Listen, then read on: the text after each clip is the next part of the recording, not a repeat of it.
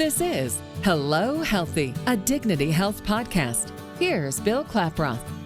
If you're suffering from a mental health issue, you may feel alone or even embarrassed.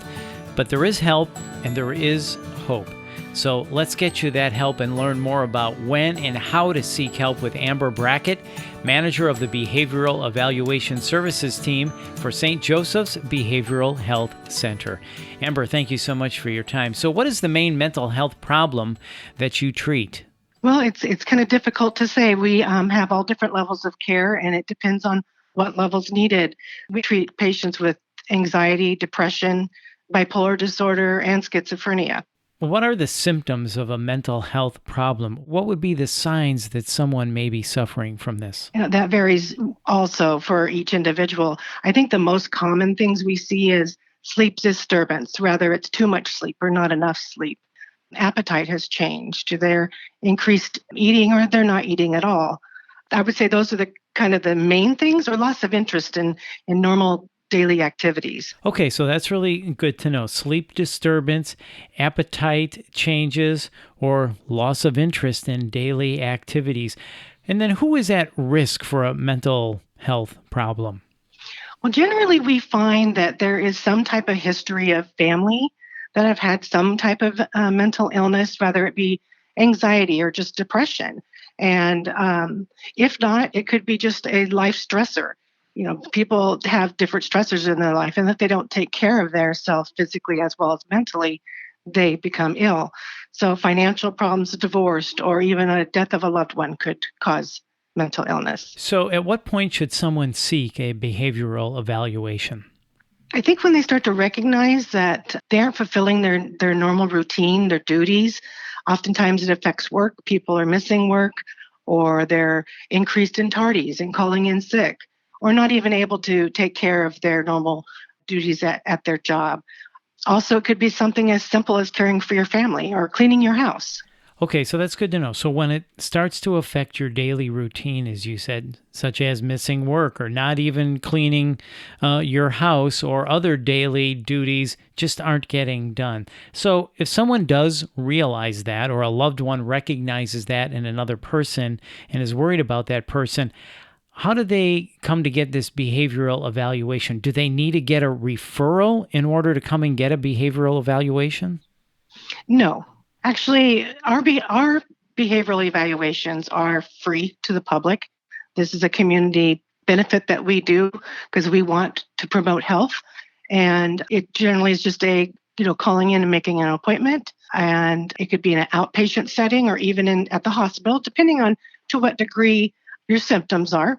And if you just call on the phone going over the symptoms, somebody can direct you to come in. So the evaluation is free. And Amber, what is that phone number if somebody wants to schedule an evaluation? 209-461-2000. Okay, so 209-461-2000.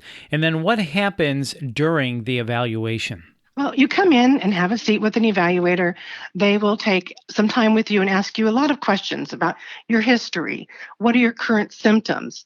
Oftentimes, it's helpful to get family member even to come with you if you feel more comfortable, or if you're worried or concerned, to have that support. When we welcome that, they can oftentimes give us a different insight also into what's maybe happening with you that maybe you don't even recognize. So then after you thoroughly evaluate a person, what is the next step? What happens after the evaluation?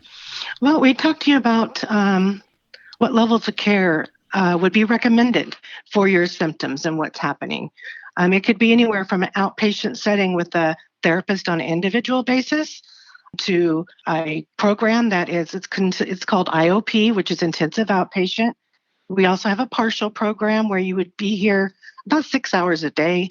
And then we also have inpatient hospitalization if the symptoms are really severe. And as we wrap up, what else should we know about the behavioral evaluation services at St. Joseph's Behavioral Health Center? When things are really serious and patients end up going to the emergency room, for example, they either called 911 or family members have taken them there. We also go to our emergency rooms within this county and see patients to see if there's anything we can do to assist them in getting the emotional help that they need. I think it's really good that we're talking about this today. Many people may not know about this free behavioral evaluation. So if someone is experiencing the signs and symptoms that you talked about, sleep disturbance, appetite change, loss of interest, changes in their daily routine, like not cleaning the house, missing work, things like that, I think the bottom line here is pick up the phone and make that call, 209-461-2000. Is that right? Yes, and then just talk to somebody. Ask them the questions. You're on the phone. You should feel safe in doing so. And we will do our best to answer them or at least direct you in the right direction so that you can get the help you need. Well, Amber, this has really been informative, and what a great service to offer to our community. Remember, 209-461-2000. Amber, we really appreciate your time today. Thank you so much. Thank you. That's Amber Brackett, and for more information, please visit stjosephscanhelp.org. That's stjosephscanhelp.org. You can also call 209-461-2000. And if you like what you've heard in this podcast, please share it on your social channels, and be sure to check out the full podcast library for topics of interest to you. This is Hello Healthy, a Dignity Health podcast. I'm Bill Klaproth. Thanks for listening.